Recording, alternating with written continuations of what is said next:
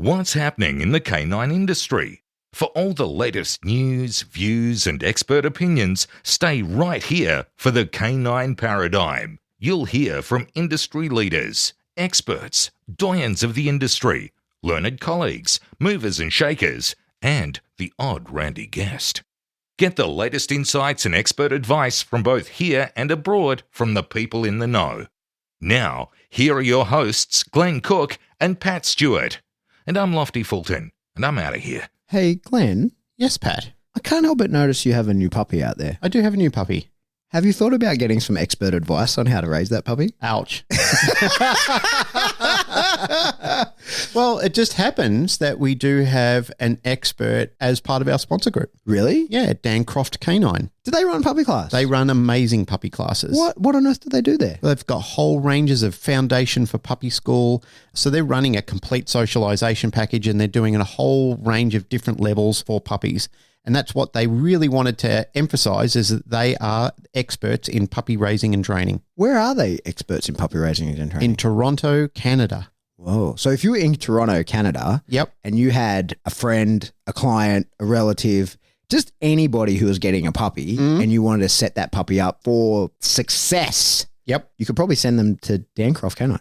If I was over in Toronto, Canada, with my new little Rottweiler puppy, Mando, I would go over, and I swear this, I would go over and I would do the socialization program with them. Great I idea. love what they're doing. Have you seen their setup online? Oh, amazing. Fantastic. Amazing. They had a tyre with a medicine ball with the pit bull doing a drop stay on top of it, My goodness. amongst a dozen other dogs that were doing all similar things, like on Bosu balls and all sorts of things. My goodness. It was great. Fantastic. Unbelievable. Yeah. Hey, speaking of your puppy, what's going on with his nutrition? Couldn't go past Canine Evolution. Supplemented up. Supplemented up to the hilt. My goodness. Yeah. So he should have arms like Arnold Schwarzenegger by the time we're finished. Where did you get those canine pharmaceuticals from? From Narelle Cook. Narelle Cook. How do you know her? Funny that she's got the same last name as me. Yeah. The supplier is very local. Absolutely. Canine Pharmaceuticals, but legit, it's probably the best supplements available for Best a dog. supplements available, human grade, gone through the absolute rigorous testing program. I mean, Narelle's got stat sheets on it and everything like that on demand. So if people want to know what they're actually putting into their dog's body supplement-wise, they can reach out to her, and she's got all the facts and figures before she even put it down as a physical product. She spent years and years researching it before it was actually come to market. So Amazing. Great stuff. Yes, the puppy's definitely on it. All our dogs are on it. And there's a shit ton of people around Australia and New Zealand who are taking canine pharmaceuticals, and the feedback is astronomical. Amazing. Yep. Do you plan on taking Mando on your motorbike? If I did, you know who I'd have to go to, don't you? You'd have to get one of those Rowdy Hound boxes. Rowdy Hound dog kennels Yeah. from Horny George. George Kittredge himself. You'd have to get one of those Rowdy Hound dog kennels to go on the back of your motorbike. How good is his social media? It's the best. Yeah. I love watching the dogs cruise around motorbikes. I think it's one of the coolest things ever. They've got their little doggles on. Yeah. You know, like we talk about living the best life. Well, for people who are motorcyclists, they can do both. I'm serious about thinking about getting one, but then I've got to train I don't know if having a Rottweiler on the back of a bike is going to be a great idea. Your sport bike. But Well, I think you should do it. maybe one day when I've got a smaller mid-sized dog, I would get a Rowdy Hound dog kennel, and I could travel around, so I could not only enjoy the company of my dog, which hundreds of people seem to be doing across the United States of America, and I could motorcycle at the same time. So Amazing. Two things that are very dear to my heart coming together. All right, this ad's going on for a long time. I need to get out of here and go and train some dogs. Yep. But do you know where I got the equipment that I'm going to use to train those dogs? The goat. The goat. The Billy Goat's gruff. Eins a wiener. The wiener himself. Ironswick Dog Quip. Yep. If you're not buying all your dog training gear from them, Yep. I don't know where you're fucking getting it from. Well- if not from Thurman, Ironswick Dog Quip, the Irons a wiener. How the hell does he sell anything being such a grumpy old bastard? He's online now. He's got a website. That's You right. can- They don't have to deal with him You can direct. actually buy things off the website. You can actually do it now. Yep. ironswickdogquip.com.au or just .com. Probably one of them. I don't It's know. one of them, It but just we'll put it try in the it show out. notes. Yeah, put it, Yeah. you'll click. You'll find a link. You buy some stuff.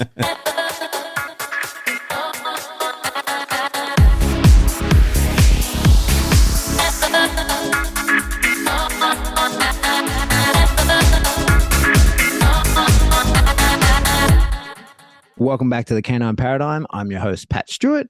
I'm in my studio And I'm joined by my co-host, Glenn Cook, who's in the studio. You're in your work studio.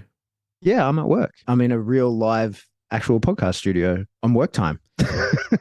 Should we call you International Man of Mystery, Pat Stewart? That's just jet-setted straight back in from the United States?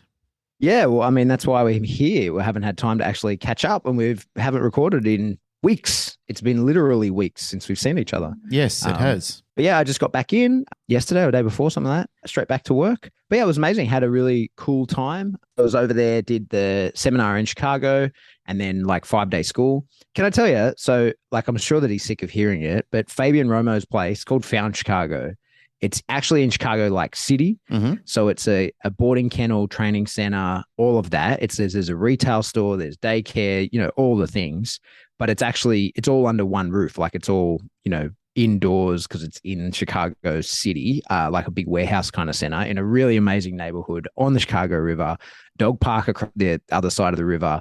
Like without a doubt, the most incredible facility I've ever seen in my life. And not just sort of, like you see big outdoor ones, big, beautiful places, but I've never seen anything like it that is as big and well put together all under one roof, like no outdoor areas, right? It's incredible. Incredible. I'll have to make a point of looking it up because I've never really looked into it before. And considering that's our trade here at work, being involved in daycare and pet boarding and training and everything like that, it's our wheelhouse kind of thing.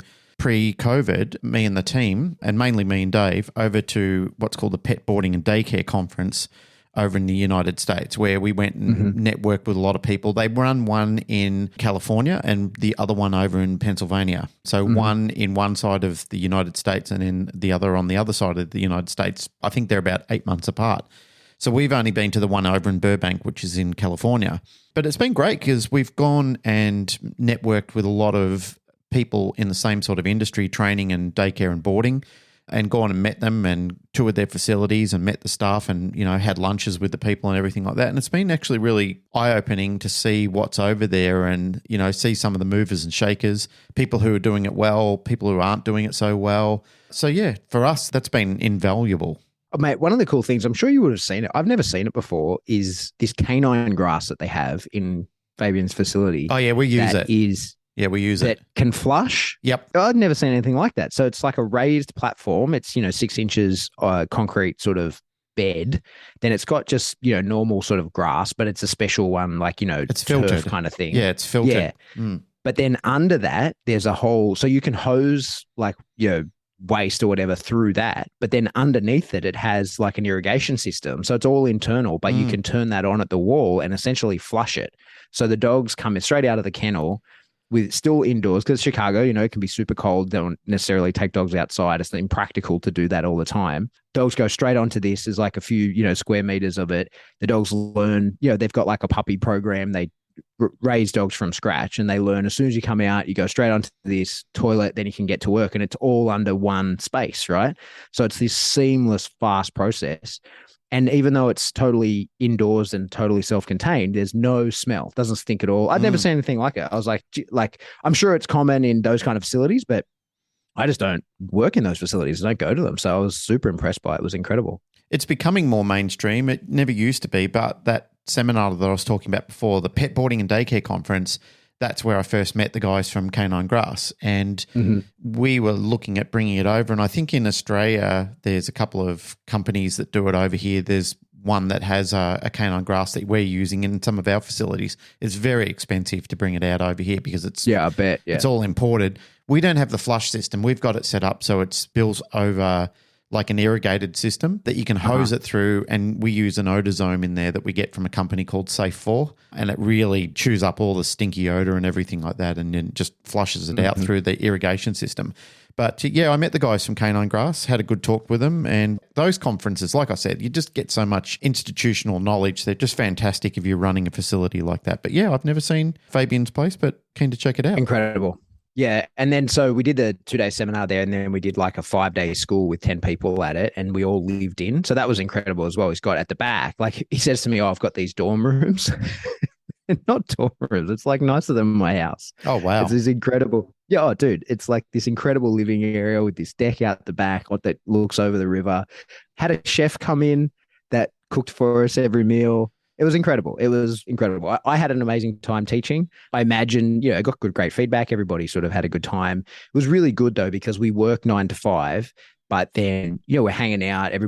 There kind of was no work hours, right? So we're up training dogs at 11 o'clock at night still. And it had an incredible time. It was really good. Mm. And then after that was done, jumped on a plane down to Florida for the ISFP conference. And it was like going home again, like I hate to rub it in. I'm sorry. I know you were busy and couldn't get there, but had an awesome time and catching up with so many people that I hadn't seen in years. It's the first one in 3 years. And so just seeing sort of, that family of people who you used to sort of engaging with and dealing with on a regular basis and hadn't been in so long. Met heaps of people that I'd been communicating with and people who I'd done Zoom lessons and stuff with over the last few years, but had never actually met in person. So that was incredible to catch up with those guys or meet those guys. Some amazing speakers at conference. My favorite was Tobias Gustafsson. I know we had him on the podcast, and I've often shared his stuff into our group. But his presentation was fantastic. It was incredible. And he showed like a step-by-step sort of how he develops these detection and tracking dogs. And there was a part in it where everybody watching sort of did the like amazing, because he does like the way that he transitions from the hunt for the toy and just in the hand, right? So the dog clearly knows that you have it and is indicating on it and all of that, and really powerfully trying to win it, to turning that into a search. It is incredible the way that he like bangs it against a wall and does this like sleight of hand move where the dog's like, oh my God, the Kong just went into the wall and starts searching on the wall. It was incredible. You could hear everybody that in the crowd sort of gasp as it happened, like, oh my God, I can't believe that works. And he himself, I've got such a man crush on him, but just the way that he can handle the dog, like he moves so well. And anyway, it was really good. I really enjoyed the whole conference. It was fantastic. Me and you were made ambassadors of the ISCP. So I got a little pin, got a little badge that says that we're ambassadors. So yeah, it was great. Thank you very much, ISCP, for recognising us as ambassadors, and quite a privilege. Yeah, for sure. Well, I'm glad you had a good time over there because, I got fucking severe FOMO watching everybody sending me clips and people of the past sending me those lovely wish you were here comments, which is nice. But when you're already suffering FOMO, it's pretty big time. However, I just a shout out as well. Narelle and I got to go up to Brisbane to do a weekend seminar with Sue War from Fellowship of the Paws. She does a lot of sighthound, greyhound rescue up there. She put on a seminar for us. It sold out both days. Great reception from the people that turned up. Had a great time up there. Sue did such a great job getting it all together. Everything was seamless. It just flowed really nicely. The day before that, all three of us went out and visited Big Dog Pet Foods, where they do all the raw feeding foods. They took us through from start to finish of the factory, showed us every square inch of what they do. We met all the team, went into the warehouse, watched them prepare the food. They showed us all the fresh produce that they put in there. It is amazing what they do and how good, just the enormous lengths they go to prepare that dog food, and all the cleanliness that they have and the integrity around all the products that they're doing.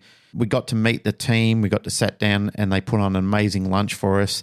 We met a lady there called Tiffany and her dog Ted, and I was giving her some help advice for Ted. He's a little rascal, but she's part of the graphics team over there. So just an amazing weekend, and very thankful to be received so well. Narelle did an amazing job. She's just such a consummate professional. I'm so proud of her. She's just ahead of her game in nutrition and feeding and supplementation and everything like that. She's just amazing to watch. I'm just in awe of how good she is.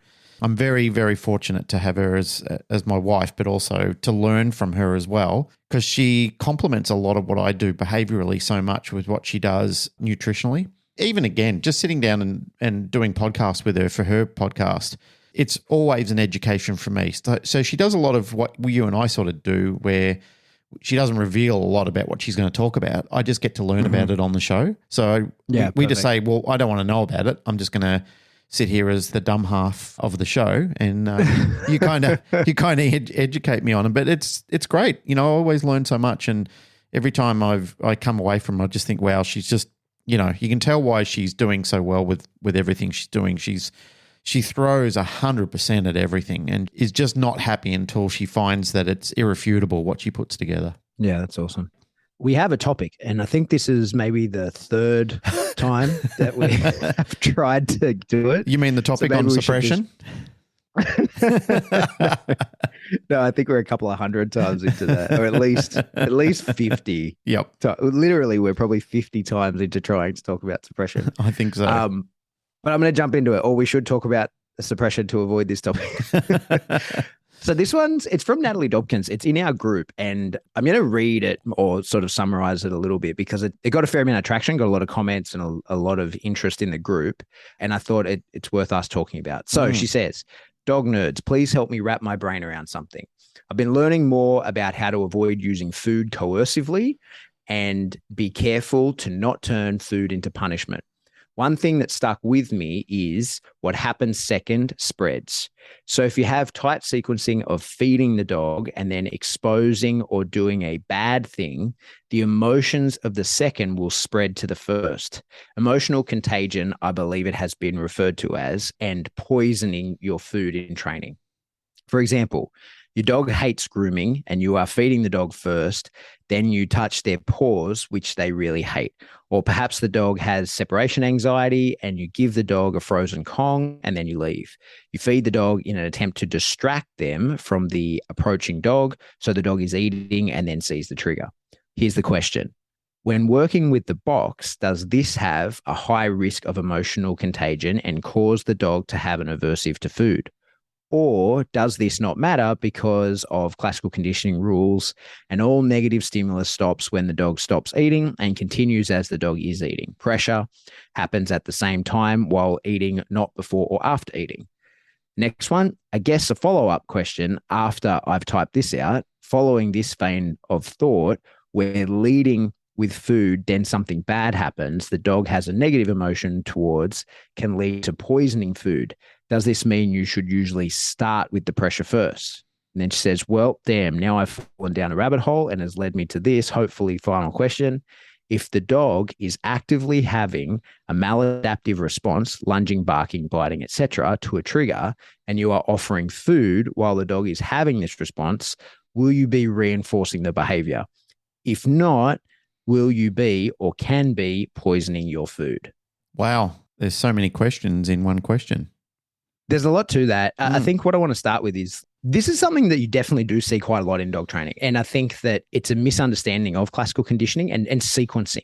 I think that sequencing is a big part of dog training that we maybe don't put enough weight into when we teach it, when we talk about it, and even when we do it. And I think just the order in which you do things and how important that can be.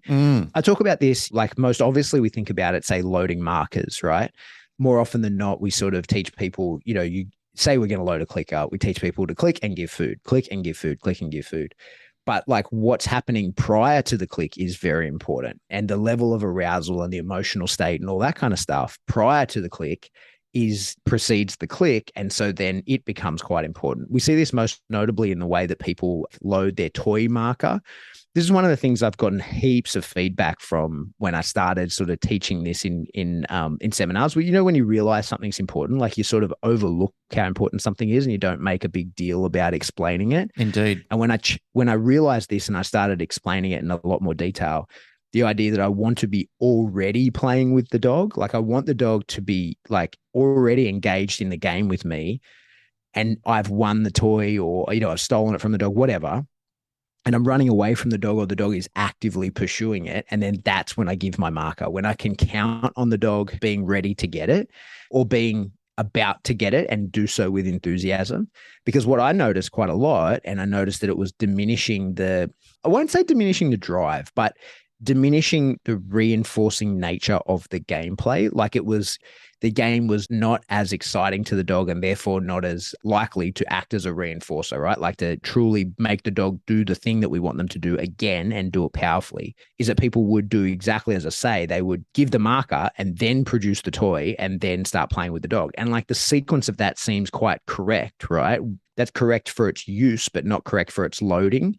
You want the dog already really enthusiastic about it so that the marker gets attached to the idea of this like high level of enthusiasm and, necessity to strike the toy, rather than when people are loading the marker and the dog's just sitting there out of drive and they say yes, and then they pull out the toy and then they have to bring up that level of arousal to the dog. So the sequence gets kind of laid out to the dog that I'm out of drive. I hear the marker, you produce the toy, you bring me into a higher level of arousal, and then I want to play with it. And you see that when people load their marker that way, they get a similar version of the behavior. They get a version when they ask for the behavior where the dog's like I'm out of drive. You kind of have to coerce me a little bit, get me excited about doing the behavior, and then I'll do it. Because, the speed, power, enthusiasm, intensity, all those buzzwords of the way that the dog takes the reinforcer is the way that the dog will perform the behavior. So simply by changing the sequence in which people load their marker, by getting the dog really aroused, by playing with them for free, getting all excited, then giving the marker, then playing with the toy again, means that when you then teach in that way and you keep that sequencing, when you give the command, even when the dog's out of drive, that command tends to bring the dog into drive and gets a better version of the behavior, like a more flashy, powerful version, something that resembles actually taking the toy rather than doing work that will lead to the toy. I think that the same relates to the food. Like that's sort of what Natalie's explaining there, is that the sequencing and how important it needs to be, that not necessarily talking markers, but if we're going to talk about using food to counter condition a problem or to help a dog through a problem, one thing we see very often is that people want to do that because they don't have the drive and arousal on cue, right? Like they haven't captured it prior to the training. They then want to sort of show the dog the food. They get the dog excited about the idea of taking food and then start exposing the dog to the trigger. And that can have an effect where when the dog sees food, the dog then starts thinking, well, the bad thing's coming. You're about to start trying to expose me to the trigger, so I should cap myself because I notice that you get me excited and that's what takes me into the situation that I don't want to be in.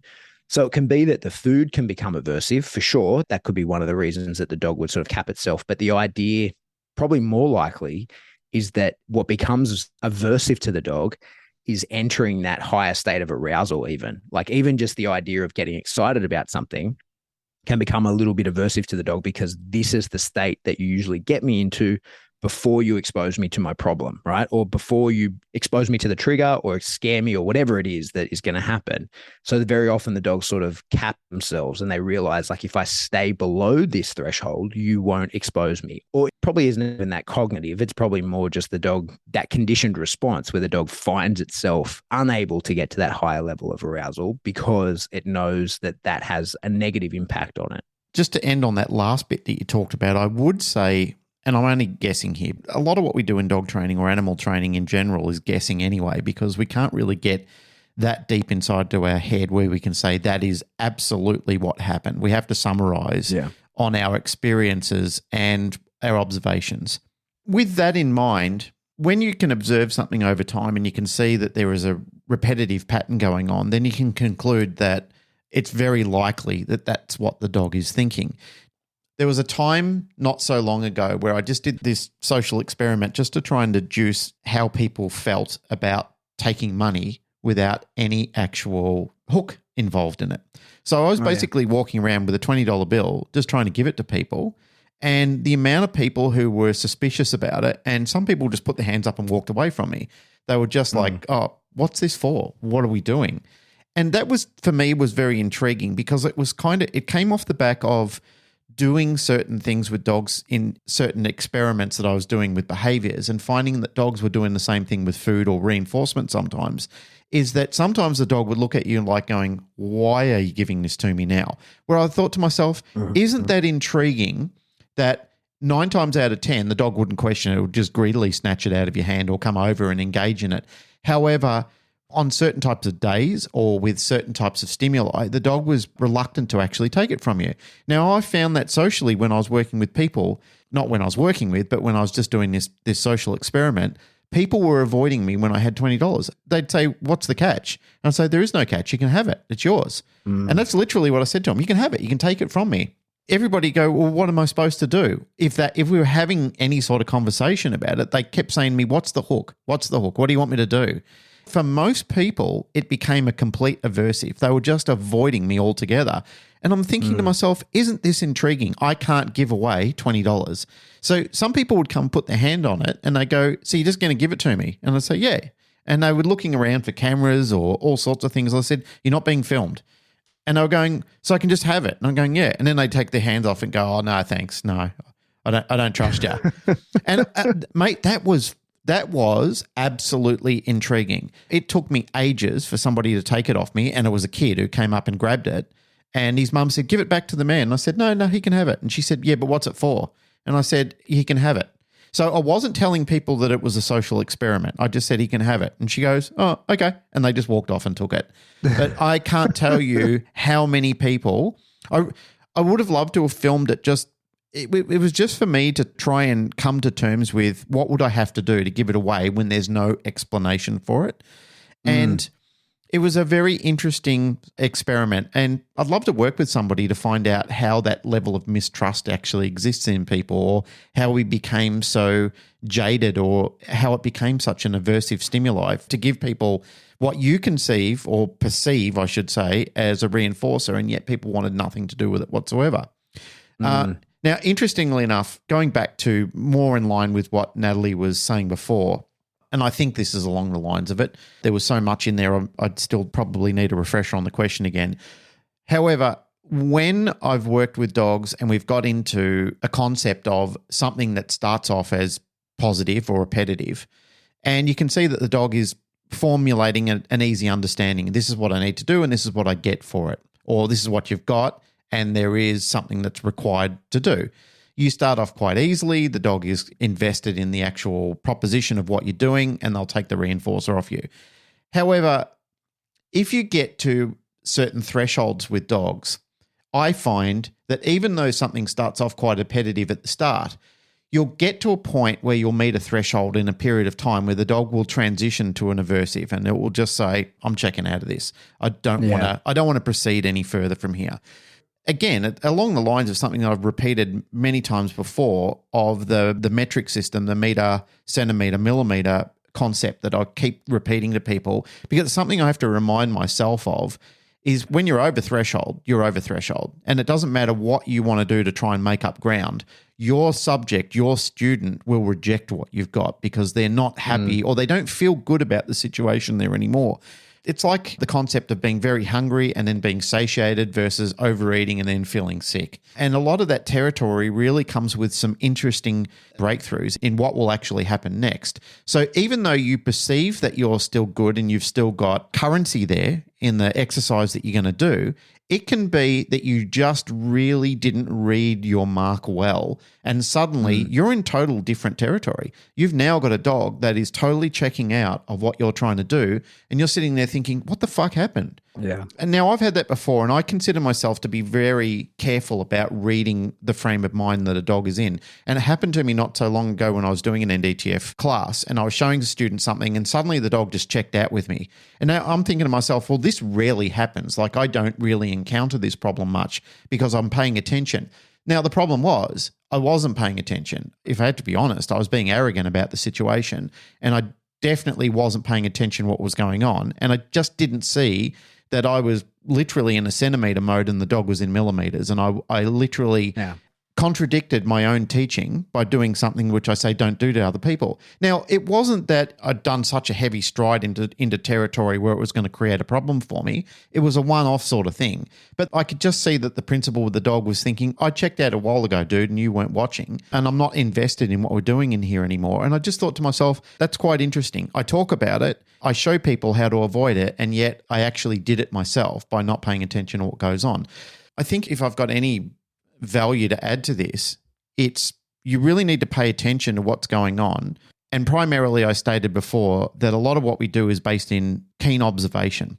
And you really do need to pay keen observation to what's going on, because the session can be so short. You don't need to have such endurance in it where you're just thinking, when I'm talking about endurance, that could be 2 minutes. It was 1 minute, 30 seconds too long.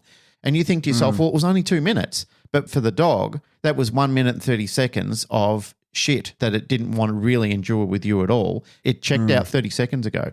Yeah, mate, I was thinking I need to reread her questions to be more specific. But as you're talking, I was just thinking as well, one of the things that I think is the issue with training with food, and especially not just training with food even, but training like a nervous reactive dog when we're trying to get them through a situation, is that as dog trainers, for the most part, that's kind of all we do with those dogs. Like that's what I see a lot of people just sort of getting straight to that because, you're a trainer, especially if you're doing in-home behavior mod stuff, someone calls you, go around, they say that, there's this issue, whatever it is, and you're immediately into trying to fix or address that issue.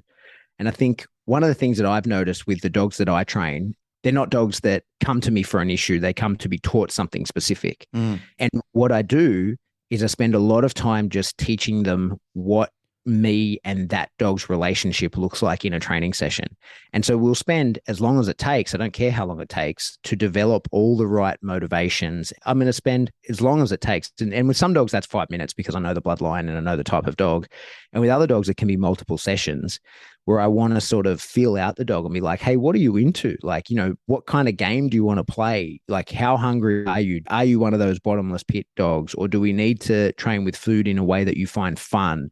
Or are you only got a very small appetite and so you're only willing to eat a little bit? Like all these kinds of questions that you're going to find out about a dog to then set yourself up to then go, okay, I know who you are.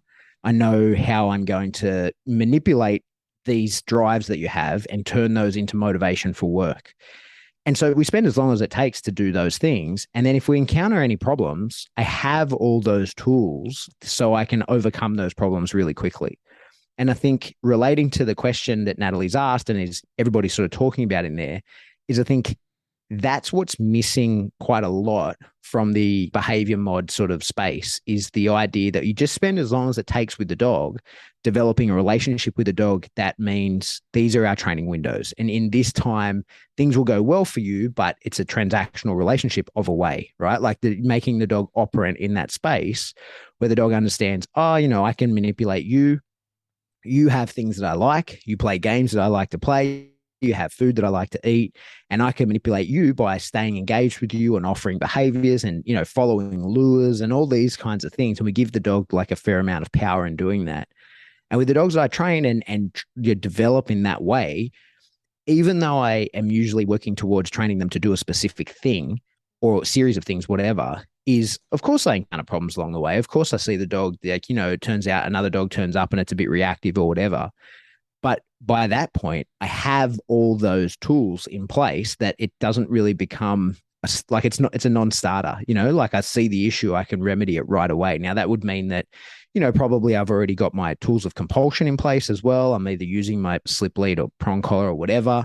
So I have ways to tell the dog not to be involved in things. And then when they make good decisions, I can reinforce them for doing that. So I think to sort of pick that template up is super important and put that over the top of the idea of when you're working with a dog that has an issue, there's got to be a lot of time spent not working on that issue. Because I think that more to her point, it's not necessarily just about food being coercive.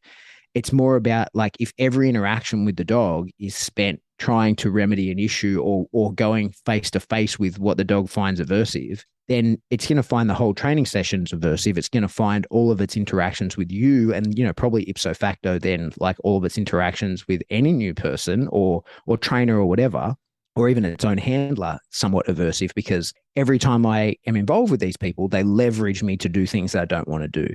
And I think that for me, that's why I encourage people. I don't train dogs until I know how to motivate them. I don't get involved in trying to teach them to do anything or fix any of the issues that they have until I know how to motivate them.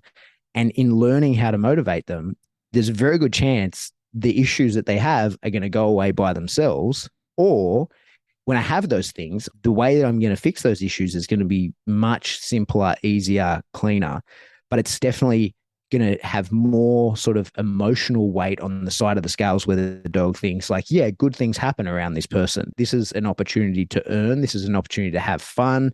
This is an open window for success, not seeing every training session as an open window for a challenge that has to be overcome in a really aversive way or, having to draw a lot of courage every session. And I think that's one of the issues that we face as trainers is that, we're getting paid to fix the issue. And people want, when you go to someone's house and they're like, my dog has a problem with the man in the blue hat, they immediately want to be out on the street showing you, look, this is what he does with the man in the blue hat. And it's like, no, but give me a couple of days with the dog, let me settle in and then let the dog trust me, let the dog understand that I can motivate it in certain ways. And then when we see the man in the blue hat for the first time together, will have a level of trust, but also the ability to communicate with each other in a much more effective way than if we just went out there and did it right now. Because right now, of course, I can expose him to the man in the blue hat and give him food, or I can bring his attention to me with the food and then expose him, and that would cause all the issues that Natalie's asking about. So I think that's kind of the first and probably most important thing that I have to say on this whole topic, I think, is that the idea that getting straight into training in this way will for sure cause issues, but it could be much worse than we're even thinking that it could make, that you're not necessarily just having the dog think of food being a coercive thing and then, the negative thing giving its weight and value to the food. And now the dog distrusts anybody giving it food in that sort of way. It could be much worse than that, in fact. And I think very often we see that it is that the whole training situation, the whole interaction with a person, the whole leaving the handler, whatever it is, that can become quite aversive to the dog. And the dog starts to think like, this is all people ever do with me is try and expose me to this thing that I hate.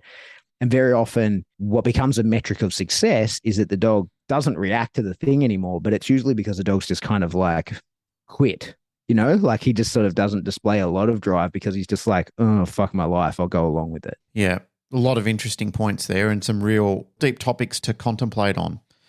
And while you're talking about that, it was making me think of something that I saw pop up on the internet a while ago, which it really troubled me when I read this and mulled over it a couple of times. And I really wanted to say something in response, but I thought, I just don't know whether I can open that tin of worms right now. And the point that was typed in was, if behavior is the question, then food is the answer. And immediately when I read that, I thought, no wonder there are so many fucked up dogs out there in society right now. What does that mean? It didn't even have an explanation of it. It was talking around the problem of solving behavioral related problems. And the author's suggestion was that if behavior is the issue or the question, then food is the answer. I was too annoyed by it to get involved. I was reading some of the comments and they were just so arbitrary. I just thought, do I have time in my life to really get invested in some of these? When you read things and you just think, oh man, do I really, really want to get into the Alice in Wonderland propaganda with these people right now? Because I just know I'm going to be sucked into the Mad Hatter's Tea Party. Yeah. And I thought to myself, this is why there are so many fucked up people. Now, there might be people listening to this and thought, well, Glenn, you should have offered an explanation. If you're going to be critical of another person's proclamation, you should have a suggestion that would help people benefit from it. Well, my answer to that is I do. I spend time, like you do, educating people on a regular basis. I'm doing NDTF groups with students for most of the time throughout the year, trying to teach them to debunk a lot of these theories so they can learn to do it better. And I'm letting people see me train dogs and make mistakes and talking through them so they can see when we have got dangerously close to thresholds and how to stop. That example that I was talking about before where I did actually go over threshold and the dog had a negative response to it, even though that was, like I said, it was a one-off, it was also good for students to be able to see and me to be able to admit I made a mistake. I wasn't paying attention. The dog went over threshold. I wasn't paying attention to something that started off as in an appetitive format and now it's turned into an aversive one. Now the dog doesn't like what I'm offering or it may be feeling satiated, so it's kind of thinking, well, fuck you, I got what I wanted out of this program. I don't need any more. It's also an interesting concept, and we did this the other day, which was something fascinating as well. And it's come up in a lot of conversations, and it's nothing highbrow, but it's still worth an honourable mention, is the fact that even in some training, and a student brought this up in the most recent group that's out in the backyard at the moment, there was a situation where a dog did a unwanted behaviour only to correct itself into a wanted behaviour and then immediately be marked and then reinforced.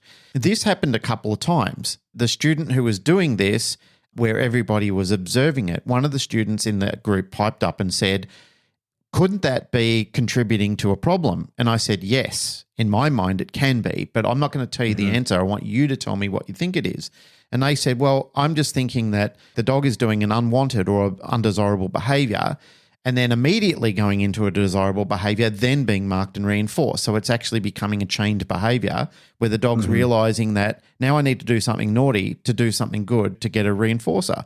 And I thought, well, that's exactly what I see as being the problem as well. And I said, I can't tell you if that's a fact until I see it in conclusion, and then see how the dog responds to it. Like, do I need to do this and create this chain out of it to do something bad to do something good in order to get reinforced? Is that what I've taken from this? Or do I just completely annihilate the wrong behavior altogether, only to do the good behavior and then get reinforced? That's a great question. I have seen it before, in conclusion, where I've seen dogs go through the process of doing the undesirable behavior, thinking that's connected to the desirable behavior, and then getting reinforced for it.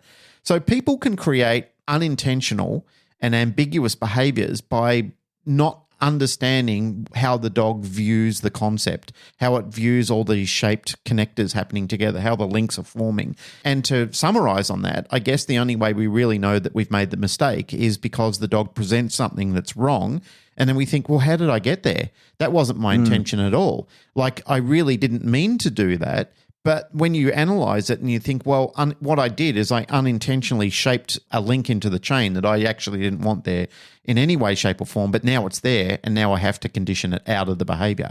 So it's an interesting concept, and I think one that needs to have more attention paid to it. But we create some of these issues by just, as I said before, by not keenly observing actually what's going on. And not being invested totally in the program and thinking that all these solutions can just be easily gotten rid of. Well, now you may have a superstitious behavior that's going to be an absolute motherfucker to get rid of, because now the dog's thinking, well, I have to do that behavior now for this sequence to pay off because it's always been that way. Let me tell you, when you get into that territory, good luck. Yeah. I think, that has been my bread and butter lately, dealing with that. Been encountering heaps of dogs that it gets worse as well, that do the wrong behavior in order to be corrected physically, with a tool, in order to then do the right behavior. And I was trying to explain this to someone. I'm not sure if we discussed it on the podcast. I'm going to have to make this video and put it out. But I think that we sometimes take for granted how linear dogs' thinking can be. Oh, yeah. And that, we sometimes, like, especially take my dog, for example, he's a good problem solver. I did so much shaping. In fact, I did way too much shaping with him when he was young, that he thinks more than I would like him to. But he's probably an intelligent dog. I don't know, but it doesn't matter, actually. He has learned to solve problems. Whether he's intelligent or not is irrelevant, right? And he identifies problems and looks for answers. Can I just add there? That's all great until they start creating problems in that linkage. Yeah, true, right? But even with all of that problem-solving capability that my dog has, I can stump him in a second. I'll have to make the video, but I was talking about it very recently, where almost every day when we take him outside, I take him out to where he'll go and like empty out in the morning, and we do the same in the evening. He'll almost always turn up with a tennis ball, all right? And I'll throw that ball for him a few times. Like, we'll throw it like 3 or 4 times, and he puts it in my right hand. I can be on the phone talking to someone. I need to be engaged with him. In fact, I try to sort of stay a little bit disengaged because I don't want to promote the game too much. But he'll put the ball in my hand, and I just kind of toss it, and then he'll bring it back, and he'll put it in my hand again, and I toss it. And he puts it in my right hand. But if I put my right hand in my pocket and offer him my left hand, he just stands there staring at me like an idiot, because he's like got probably at this stage thousands, maybe tens of thousands of reps of bringing it back and putting it directly in my right hand. And when I change something as simple as like my right hand's in my pocket, put it in my left, he's like, no, that's not the sequence. That's not how we do it, right? And he wants it to be thrown. And of course, I could give him a command, right? I could tell him to put it in my left hand. If I told him to out or something like that, he would figure that out. But his own programming is that, like, this is what I do. It's out, get the ball, bring it back, put it in the right hand, go out and get it again. And so that linear nature of a dog's thought process like that becomes really evident when you can see dogs get trapped in a loop of doing the wrong thing in order to be compelled back into doing the right thing and then being reinforced. And you sometimes get dogs that end up playing a very spicy game that they don't enjoy at all, because, we see this especially in the healing, right? And it's one of the examples I always use is that while we're healing along, the dog could look down, and most people sort of, pretend it didn't happen and keep moving. And so at best, the dog thinks that it's allowed to look down and then back up and maintain eye contact. And at worst, think that it's meant to, right? That it's meant to look down in order to look back up. And that's the, as you would say then, like a superstitious behavior that the dog has to go through. But if we were to say use pressure, and maybe it's an e-collar, maybe it's prong collar, whatever, in order that the dog bring its head back up, Some dogs, if they're programmed into it, they think they're meant to. If it's a superstitious behavior where he's like, I'm meant to look down and then you'll compel me to look back up. To some dogs, they just become so linear in their thinking that it doesn't occur to them. The same way my dog, it can't occur to him to put the ball in my left hand. Some of them, that just doesn't occur to them that they shouldn't look down. They're like, this is just the process. That's right. They just can't extinguish it. Yeah. And they don't even realize that that's a part they can cut out of the chain. And especially this happens if the amount of pressure that we use to bring the dog's head back up is so incremental, right? Where there isn't a big jump and the dog goes like, oh, no, I'm not going through that again, right? Even doing that is risky because then there's chances that the dog attaches that to the whole behavior rather than that little superstitious piece of it that you're trying to get rid of. So it's a risky thing. There's an insert that I want to put in there just when I'm thinking about human psychology, because this was an interesting concept. I was a part of a conversation a while ago where somebody was actually getting personal therapy and they were sharing it. And they were talking about who they are past tense, who they are, a collection of all of the experiences in developing who they have become. And the reason I wanted to share this, which I'm going to arrive at the point in a minute, the reason I want to share this is because I often think that was so interesting what that person said. I wonder if that's how dogs think in that linear behavior that you're just talking about before. So what the person said was they came to a conclusion. They knew there was a bunch of shit that they had to shift in their life. But the problem for them was, when I get rid of this, who will I be? Because the sum of all my parts is who I am today. So who will I be when I shed this part of my personality that's made me become who I am? Now, that was such a hit in the head for me because it's had to happen in my life before. I've had to shed some certain trauma that's happened to me, and most people have. You and Jane experienced trauma when Axel was born. You know, like you had a lot of shit that was going on around that period of time. We've all had trauma. Everyone's had it, you know, whether it be early childhood or even late into adulthood. Life can be traumatic at times. So if you experience that format of, I have to get rid of this, and that's who I've been protecting for a long period of time, like I've amassed that type of person. So what if a dog thinks behaviorally, if I have to get rid of this, then what happens to everything else that I know? I don't know if they're that cognitive. I doubt it, but it's an interesting concept. I think they can be at least thinking, like, how do I get the reinforcer? Like, and especially when you get the really high drive dogs. That's especially, this is sort of problematic with the extreme dogs that like have extreme desires, whether it's for food or whether it's for toys or biting or whatever it is. When they get really extreme, they're like, oh, I don't care like what it takes to get to that. I will endure anything that gets to that. There isn't anything you can do to stop me getting to that. I will go through anything. That's when it becomes really problematic, and you have to be so careful with your inputs to that kind of dog because they're like, there's nothing that will stop me. There isn't an aversive that will turn me off. And in fact, all these aversives that you're trying to do to me to change behavior are only strengthening it because it's just pushing me through it. Have you seen the Cookie Monster t-shirt about without his cookies? Have you seen that? No. It relates to what you were saying. Oh, it's really sad. It's the Cookie Monster, and he's sitting there like in tears, and he says, without the cookies, I'm just a monster. Wow. Considering I've been called Cookie Monster all my life, that's traumatic. Yeah, without the cookies, I'm just a monster. That's interesting. And again, listening to that part of your conversation, there have been many times where I've experienced situations either with a client or at times even myself with behaviors that my dogs have been doing. And I've thought to myself, why are you doing that? Now I'm questioning why are you doing it? I understand that we need to fix it.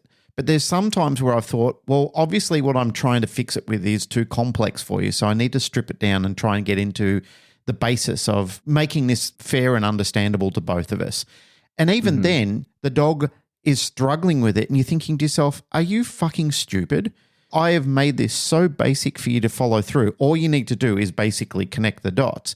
But clearly there is something there that is so troubling to the dog because they're thinking, yeah, I know you've shown me this like 10 times or 50 times or whatever amount of duration that it is, but I'm still having trouble shrugging the past and letting go of it. It still doesn't make complete sense to me. Now, eventually it does. And you can move on when it does, but you just like there have been times where I just think I don't understand why you're losing or missing the point of this concept, because not only have I explained it the best way I can in the most simplified model, but even other people who I would consider colleagues and mentors have done the same thing, yet the dog is still tripping over that point. And you just think, wow, that's fascinating that you're really having trouble shrugging that behavior. But I guess when something is so ingrained and so connected at times, and when you have such high belief around that behavior, then yeah, I guess I can see why that model exists. Yeah, this is a big part of what my presentation at the ICP conference was about. It was about those dogs that get so fixated on the endpoint that no matter what happens to them along the way, they just are like, well, that's a pressure that strengthens the behavior. So long as I end up where I wanted to go, I don't really care about the journey that gets there. You know, and you get those super, like they may not even be that tough a dog, but they can end up that way because they just are like, no, I'll do whatever it takes. My goal is so important to me.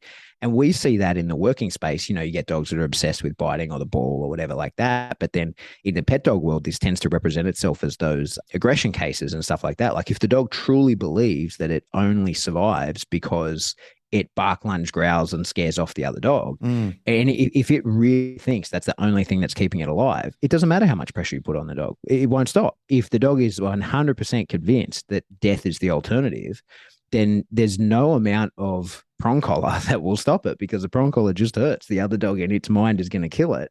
So it just goes like, no, I'll put up with that. And it strengthens the behavior. It makes it stronger. And the dog feels like not only did I still achieve my aim because I lived at the end, but I also, through the intensity of action, turned off the pressure that was being put onto me, like via whatever tool it is. So I think that's one of the tricky things. I think that's what sort of, you know, I want to get the footage of my speech because I want to put big pieces of it out and put it online, because that's, I think, what gets overlooked is those dogs that get so fixated on the endpoint that they're like, you know, whatever, do whatever it is along the way. And that happens because of a positive association to the endpoint, but also because of some aversive association to the endpoint that the dog's trying to avoid.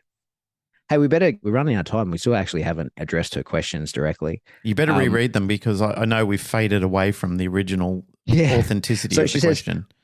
When working with the box, does this have a high risk of emotional contagion and cause the dog to have an aversive to food? Or does this not matter because of the classical conditioning rules and all negative stimulus stops when the dog stops eating and continues as the dog is eating? So, hey, something I want to say on the box stuff, right? So I'm devoed. While I was at Fabian's place, I recorded heaps of it. Now, you know, eventually at some point in my life, I'm going to make a new online course, and I'm starting to gather all the footage for that.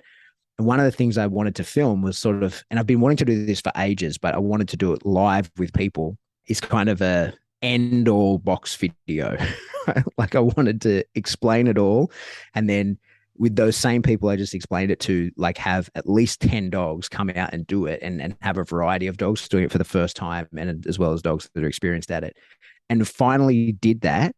Spent 2 hours sort of going through it in agonizing detail. And then when I reviewed the footage, my microphone cut out at like 20 minutes in. Oh, so shit. I know, mate. I was furious. Mate, I was furious. But anyway, what I wanted to say on that is like this issue, like for sure, what Natalie's asking there about, if people get the sequencing of box work wrong, for sure you can make food aversive. If what happens is that the food goes in and then there's pressure on the dog, then yep, for sure that association can be made, and the dog goes like, I don't want to do the box, or I don't want food, because every time food goes in there, something horrible happens. Yeah. And so there's a couple of things to keep in mind. First of all, that sequencing has to be the other way around, right? So that there's some sort of difficulty, struggle, pressure, and that is done. There's an air gap and then food goes in. The next thing that's also really important to remember is that the payment has to be worthwhile. So whatever it is that you're doing to the dog has to be less of a struggle than the food that will overcome it, right? So like the dog has to be thinking, this is worth my while because I want what's on the other side of it. But all that said, what I think people sort of have misinterpreted about the box work, and it's what I really want to convey. And maybe I should organize. I think what I'll end up doing is getting, like, I might do like a free half day thing in Sydney for 20 people or something, and refilm that and get them all to bring dogs and do that. That's probably not a bad idea to get that footage. But what I was explaining in this video that didn't work is that I think too many people, when they're doing that box, they think of the pressure that comes while the dog is in the box as being something significant that the dog is like overcoming. And that's probably my fault for using bad language, as I explained that. I'm better at talking and I'm better at doing box work since it all became a thing. And I think that by the time you're at the point where you're putting something to the dog, a pressure that the dog really does have to overcome, like something that would otherwise worry the dog, the dog should be so competent at the box work and understand what's happening so well that he realizes that that is just like something to push through. Like he should know that the idea is like, that's a keep on going signal. That signal, that thing that I was worried about in the past is a pressure that means stay doing what I'm doing, rather than something horrible that the dog has to think of, shit, I will beat this. The idea is that you go slow enough and it's incremental enough that that never occurs to the dog, that it is a terrible thing. So that even if your sequencing and your timing isn't perfect, it's not going to be an issue because the dog thinks of it as a keep on going signal rather than some like horrible aversive thing that's happening to it. And if you're at that point, and if you're worried that the dog is thinking, oh God, this is some horrible aversive thing, like you shouldn't be doing that. You've gone way too fast. Yeah. It should be much you've gone over that, threshold. Right? Yep. Yeah, the dog should understand my job is to keep my head in the box. So that's probably something that I need to address with a better video in the future. And next thing she says, follow-up question. Following in this vein of thought, where leading with food, then something bad happens, the dog has a negative emotion towards, can lead to poisoning food. Does this mean you should usually start with the pressure first? So that sort of relates to what I was saying, right at the start of the episode when we're talking about it, relates to that. You shouldn't start with the pressure first in any regards to dog training. You should at 100% start with the motivation and getting the dog, whether it's food, toys, game, whatever, getting the dog understanding all these things that you'll later use to counter condition or to change the emotional state or do whatever. You first have to actually be able to get the emotional state that you want to go from 0 to what you want rather than from a negative to what you want. So no, you should never like start with pressure first. Even in the box work, I think that you have to get the dog going, understanding the box, even in a session where you intend to implement pressure. For me personally, I would still want to do some reps where the dog knows like, yeah, I'm on the right track with a clean box with nothing going on, and then throw in food so that he's like, yeah, I'm doing the right thing. Now you can start to implement some pressure. I guess a point that I want to thread into that conversation is I find that it's very hard on the concept of just food alone, just to poison food alone, because food is an unconditioned reinforcer. There's nothing that we have to do to get any animal in the world to understand the concept of food. It needs it. It's a biological healthy system. Animal, yeah. Healthy animal, yeah, exactly right. And even an unhealthy animal to not have any form of nutritional uptake would be highly unlikely. What I would say, in using probably more appropriate or better language, is it's the behaviours that you're doing around food that you would poison around the dog. And the dog would see all of that as a system that's now setting it up to be punished or fail. And therefore, the dog would respond in that likelihood. But even a situation like that, minus you and the food still there and the dog there, I generally find that situations where dogs won't go into an area, like I've had people say to me, I left food in a box and the dog wouldn't go near it. And then I walked away and I came back half a day later and the dog had eaten the food. I understand that the dog would be very jaded and very suspicious around the behavior or around you or around a trainer that's poisoned the behavior around the whole construct of whatever you tried to set up. But food in general, unless it was physically sick and satiated, I would say that it's a temporary issue that would return after a period of time. These are just thoughts that are popping out of my head while we're having this conversation. Yeah, I agree with that. I think that for sure you can, through not ideal training practices or accidentally, get to the point where when you offer the dog food, it's like, no, I don't want that because that means something bad's about to happen to me. Yeah, and that's the behavior. Yeah, but the food is not really the issue. Like that same dog, if he was out walking around on the street and he saw a piece of kibble on the floor, is likely still to eat it. It's not that the issue is food. It's the way that it's being delivered. And it's probably, the whole picture of the delivery, not just giving the food. But the reality is that the problem is still kind of the same though, right? Even if it's not food being the problem, if you giving the dog food is the problem, you still have the same problem as if it was food. And then so her last part here, because we're almost out of time, is that if the dog is actively having a maladaptive response, lunging, barking, biting, etc., to a trigger, and you are offering food while the dog is having this response, will you be reinforcing the behavior? If not, will you be or can be poisoning with your food? So I think that's one of the funny ones about, I would have said yes years ago, many, many years ago, I would have said for sure that like when you see people, dogs bark, lunge, growl, and people are marking and trying to give the dog food in that moment and they're trying to desensitize counter condition. There was a time when I would have been like, yeah, they're wrecking the dog. They're reinforcing that behavior. But I think now I understand, and many people understand better, is that like that behavior is driven by an emotion. And the idea of presenting food in that moment is to try and change that emotion, and therefore the behavior would go away.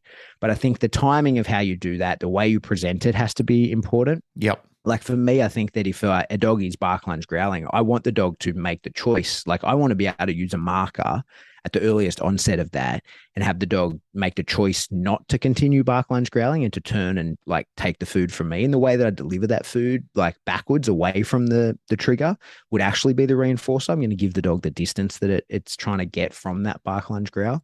And I think that by the time that I can give a marker and the dog give up on the behavior to turn and take the food, that is an indicator to me that I am changing the emotional state. But however, for sure, it's possible that you can reinforce the behavior. And for sure, I've seen that without a shadow of a doubt. I've seen dogs that, have been having an issue with another dog, have had problems and are scared and are doing the bark, lunge, growl because it's something that they're worried about. And then we've desensitized, we've counter conditioned. But because of the sequencing and the way that people reinforce, the dog's like, oh, I'm meant to bark, lunge, growl. Yeah, there's two inserts that I just want to throw in there because I think it's relevant to the story that you're telling. Two words are variable and continuous. Because with your marker work, the way that you teach it and the way that you've educated people, you've developed a variability with the marker that the dog understands. This is not for the behavior I'm doing now. This marker means that I'm going to come back and get paid. So it doesn't, like if you were continually doing that, then I would say that's a dangerous precedence that you're setting up there. Because if the dog learned that every time I bark, lunge and growl, he hits the marker, I come back and get food. So of course he wants me to do that. Of course. That's a given. It happens every time. But because it's such a variable or an intermittent schedule with it, that the dog goes, well, I'm not sure why that happened, but I need to check out of what I was doing and run back and find out what I'm going to get paid. You might do a bunch of different things and the dog is going, oh, okay, so it means check out of that behavior, or maybe if it's continuous in that line, I need to refocus and reschedule my interest in another behavior and then reinvest in that, and then I'll get paid. So I think the relationship between continuous and variable needs to be considered in all those aspects. And it's usually the continuous issue which people create the issue. Yeah. And I think that's the trick, is to remember, like, yes, the delivery of food in that moment is going to reinforce behavior. You were doing it initially to change emotional state, and you probably should have done that somewhere else as well, so that you change the emotional state of the dog. But for sure, you can reinforce the behavior of bark, lunge, growl. But the idea is that you're trying to capture the moments before that happens. Exactly. And trying to convince the dog, like, hey, that's not the behavior that we need. Now that you feel fine in this situation, that you're actually comfortable, you can start to offer me other behaviors that are reinforceable. And that's the whole point of initially, a couple of times you're going to end up marking and reinforcing during the time that the dog is bark, lunge, growling. And it's possible the dog makes that association, but really quick, you want to get to the point where the dog sees the trigger and looks to you and is like, hey, are we available to the thing? And you mark at that point and you go, yeah, we are. Like, you don't have to go through the sequence of bark, lunge, growl. Because I mean, that is for sure one of the things that you see quite a lot of people, especially people who aren't prepared to use some pressure, because once it starts, then you're kind of stuck. And then, the dog can really get in his head like, oh, I'm meant to do this. And I, like, it's one of the ones that I've seen plenty of times, is dogs that you can even tell by the way that they bark, lunge, growl. They're like, oh, this is a fucking job I've got to do. It's not like, it's like, oh, I'm concerned. You see the dog, like, even the way that they bark, it's like they bark as a question now. It's like, oh, is this what you want? So really often we say to people like, oh, stop reinforcing, you're driving that behavior. You're making it continue to look like you have a problem that you had yesterday, but you don't have that problem anymore. The dog's past it. Like, emotionally, he's fine. Now this is purely behavioral. And when it's behavioral, then you could punish it away. You could negatively reinforce a dog out of that behavior if it's happening. But the idea would be to capture that moment before it happens. So the dog's like, oh, I don't have to display it. But as we said, it can be possible that the dog gets in that sequence of, like we said, where he's like, oh, I have to. That's just the process I have to go through. It's a very interesting thing, the whole discussion around perception versus reality and perspective. Perspective is something that needs to be considered in just about every single application you're going into, especially when you're dealing with behaviors. And there have been so many times, like, let's just talk of human interaction, where I've had perception of one line of thinking, which hasn't been the line of thinking overall. In fact, Narelle and I were having a discussion a while ago, which turned into a respectable argument. But I had a perception of one way and Narelle had another way. And I was steadfast on my way of thinking until she explained to me where she was trying to present. And then I thought, well, that has presented a whole different gamut of where we were going. And it wasn't until I was prepared to let my ego subside and listen to what she said, and I thought about it, and I thought, well, she's right. I wasn't even prepared to listen to that side of the story. I was just set on my way of thinking about a certain application, and I got myself all riled up about nothing. It wasn't anything that I needed to be concerned about. There's probably a whole episode in your perception being your reality. That's maybe next time. Mate, that again is tumbling down the rabbit hole. Hey, I gotta go. I gotta do work. There's people banging on this studio telling me to get back to work. Yeah. But we'll be back in the studio again very soon, recording in person, back to our normal scheduled programming. Anything to add, sir? No, I'm glad you're back. I missed you. I'll see you in person soon. All right. Hey, that's it for another episode of the Canine Paradigm. As always, if you like what you hear, please like, rate, share, subscribe. Do that through whatever subscription service you download us from. Some of you could do if you like what you hear, to be honest. It's always a bit of a spin out. The people I see in the dog world are the same people I see all the time. I haven't been to many events, trained with the same people all the time. But when I was at the IACP conference, and I think it was the same for you, Glenn, we were talking about this before we started recording, when you start engaging with people again, now that we're traveling and you're going to places, and the feedback that we get from people about the podcast is incredible. For all the people that came and said hello to me at the IACP conference, I really appreciated that. It's a huge honor. It's an enormous thing when people walk up to me and just say, thank you for doing the show and all that kind of stuff. And when we get emails and I get messages about that stuff from people who I don't know otherwise, not just friends that I know are blowing smoke up my ass or anything like that, but people who give us that sort of genuine, heartfelt feedback, it's a huge honor. And that I honestly can't thank you guys enough. I really appreciate all of you very, very much. So that is the way you can support the show. If you like it, just tell us or tell someone else. It's reinforcement to me. Especially when they pay us, when they've subscribed through Patreon and so forth. I don't want to discount what you just said because I received that as well. Like I said, when we're up in Brisbane, I asked the crowd who listens to the Canine Paradigm, and over 90% of the room put their hand up, and people are walking up and telling the same thing, that it's changed their life and it's changed their perspective and it's given them access or opened new doors to them. That's very humbling. There was one thing that I want to say to everybody, which I know we've said in earlier times, but I really want to reinforce this. If you see either one of us and you want to come up and talk to us and you just started in the industry but you're intimidated, please face the fear and do it anyway. Like, I don't want you to ever think that either one of us or any of us are inapproachable or that you're too small time to come over and talk to us. That's not it at all. We're one of you. Like, we're part of a community. We're not above the community or anything like that. We're still people who are learning. We're on our own journey of investigation and trying to do things better and become better people, become better dog trainers. I can't reinforce to you enough how important it is, especially from my perspective, to say, I'm one of you. I'm still on this journey with you, and I'm part of your group. I'm part of your community. It's nice that you've embraced Pat and I as spokespeople and that you trusted some of our information, which leads me into another point, is that we've always reinforced some of the stuff we're talking about. It's just a conversation. It's not always fact.